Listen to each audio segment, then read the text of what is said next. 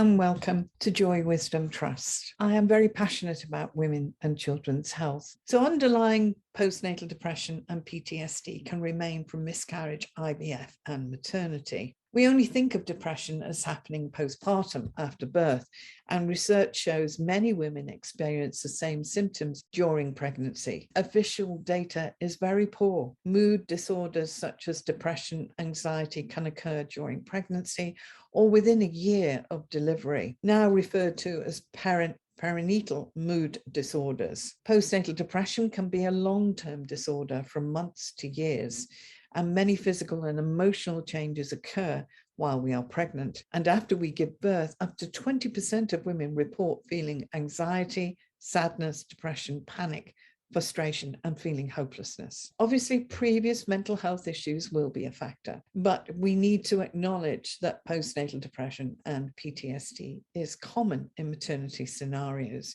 Intervention, shock, trauma are causes. And of course, you will have, again, the hormonal imbalances. The post-traumatic stress disorder tends to come from when women are feeling out of their depth in the delivery process. Intervention, as one woman told me, she felt as though she'd been raped because she said no to intervention, but they went ahead and did it anyway and broke her waters. She felt very aggrieved and she had huge issues bonding with her baby. She said she liked her at 18 months, but she hadn't bonded with her. She didn't love her. These experiences are massive. The more we can prevent this, the more we will have happy children, because if you are not bonded with your parents, especially the mother, then you will feel depressed, rejected, abandoned, and causing ongoing mental health issues for us. And of course, it will grow as we grow into adulthood. Study about rates of depression during pregnancy. 35 countries, and 1 in 6 women are at probable risk of depression that the antenatal study finds of Trinity University. Southern Ireland's rate was 16% of women being at risk of depression during pregnancy. Found that the rates were between 10 and 15%. In Ireland, they were higher.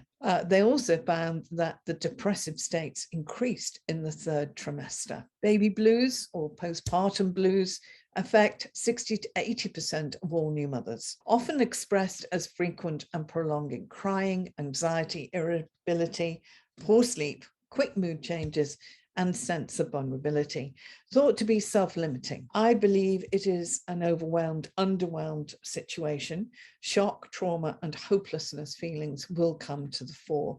It usually occurs in the first 3 days following birth and can continue for some women. Post-traumatic stress disorder following childbirth is usually triggered by trauma during the time leading up to, during delivery, or shortly afterwards. And the feeling either the mother's life or the life of her baby is at risk. Dealt with a lady, she had a good pregnancy and her birth went well, but she got home, she had issues and ended up going back into hospital, obviously taking the baby with her because she was breastfeeding. She found the whole situation was very, very traumatic for her. The baby was traumatized. The baby needed feeding, but there was doctors and students in the room with her because it was an unusual situation. The nurse knocked on the door and said, "Can I bring the baby in because the baby's hungry?" And the consultant said no. Needless to say that mother and baby suffered post-traumatic stress disorder. The little one started to live from her adrenals. She was so traumatized. And I worked with her after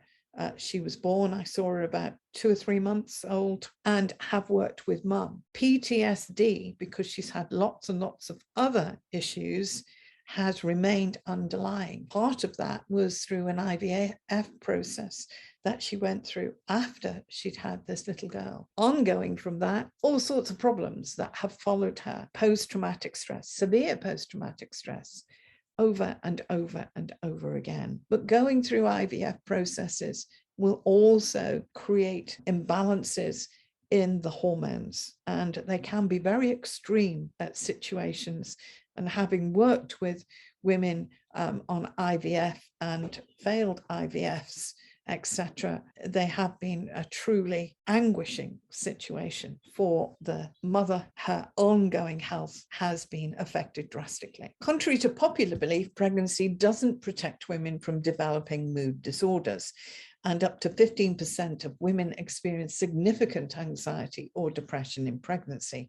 Common symptoms include overwhelming sadness, feeling of hopelessness, excessive worry, rumination, and feeling of being overwhelmed, extreme changes in appetite, sleep, and concentration. Paternal and maternal depression is known to have a negative impact on how parents interact with their children and can have a long-term consequence if untreated. Certainly, postnatal depression, I've found with working with women, they are given the label of postnatal depression, but unfortunately, when I've been involved with them, I've found that they are just exhausted because they've worked well into their days of delivery when, of course, when you have a new baby, there isn't much sleep. They have gone into acute and chronic issues around exhaustion. Diagnosis of postnatal depression, from my perspective, it has just been exhaustion. The levels of exhaustion that women will hold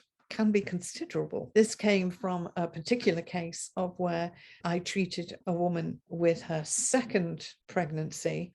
She'd had baby blues at the first one. The second one, she went into postnatal depression, which can happen. When I saw her, I treated her for postnatal depression, and that was full blown, and managed to turn her around. And the case study is in the pregnancy and birth book. She went on to have a third child, and again worked up until late in her pregnancy. Her third child was born. There was talk about coming to see me before she had the baby, but it didn't happen. She went into what was diagnosed as postnatal depression. Eventually, I got to see her, I think about 4 months after her delivery. It's not the same at all as you had last time. Everything is different. Of course, I had her notes, etc., so I could compare. Absolutely exhausted. That was a relief to her that she was exhausted, and it made a lot of sense to her. She could put things in place, good supporting family and husband. It's very, very different from first child to 3.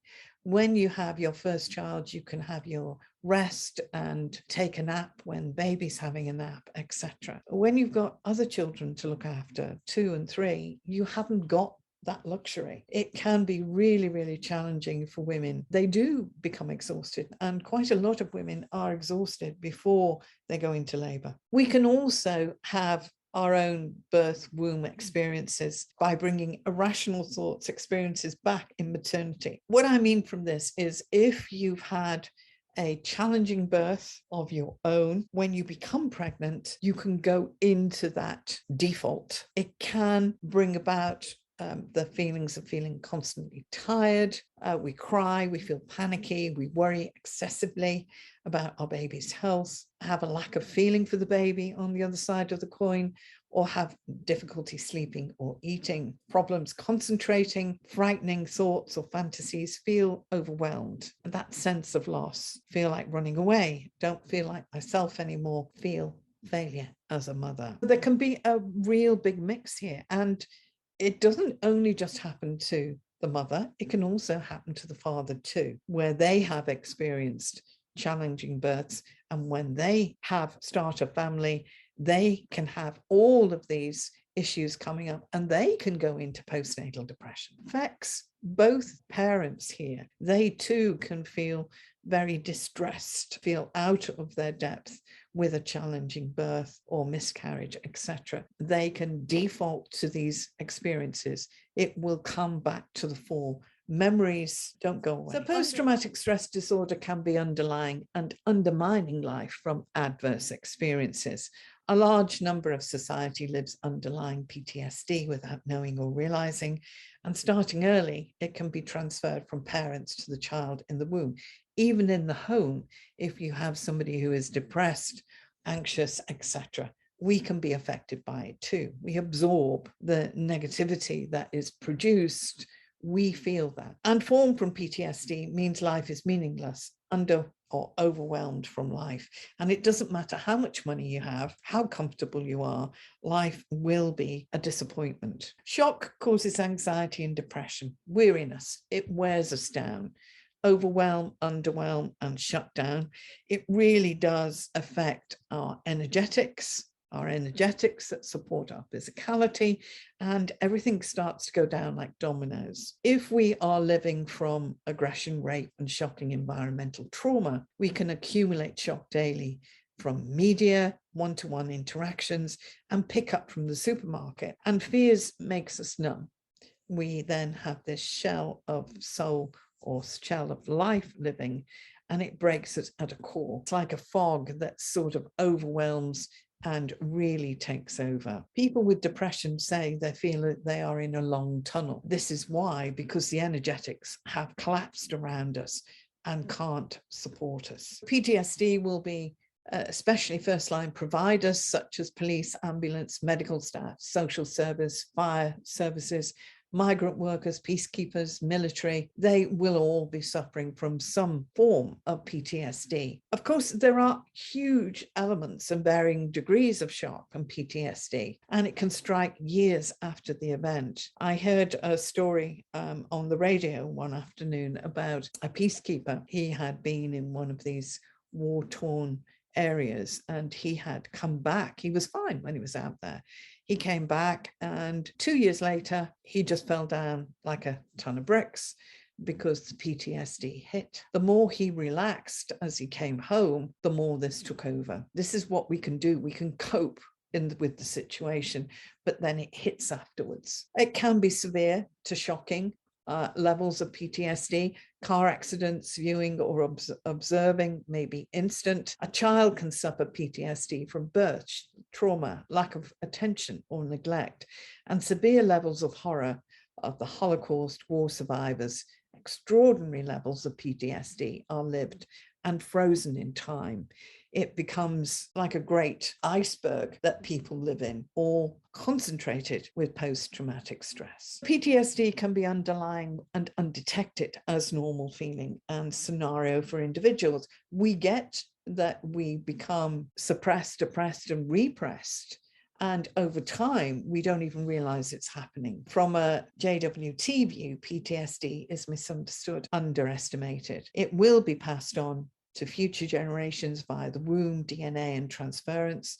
And as Israel trials have proved with Holocaust victims, from my own experience working with babies and adults and anecdotal evidence, I've found PTSD from grandchildren of war veterans from World War II. The war-torn victim has suffered drastically from PTSD, become an alcoholic, in fact. It didn't touch so much the child, the parent of the grandchild, but the grandchild had it full whack. Levels of PTSD, and he had lived that from a very early age. And we tracked it back to the grandfather. He had been Polish and he'd been in a Nazi war camp. Horrific experiences. That PTSD that was lived was so great. And this is the dominance that then is carried forward. And it does miss generations, but it will continue. Looking at it from the bigger picture, if we can help women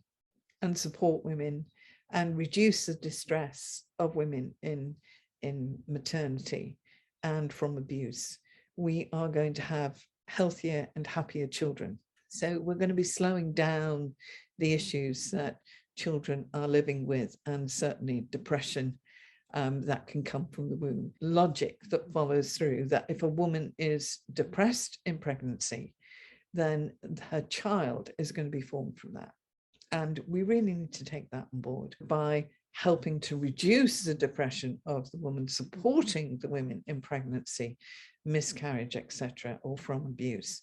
Then we have a better chance of helping children and stopping the decline and ongoing mental health issues that are growing every day. www.joywisdomtrust.org. Share your stories. Contact for more information. I thank you for your time.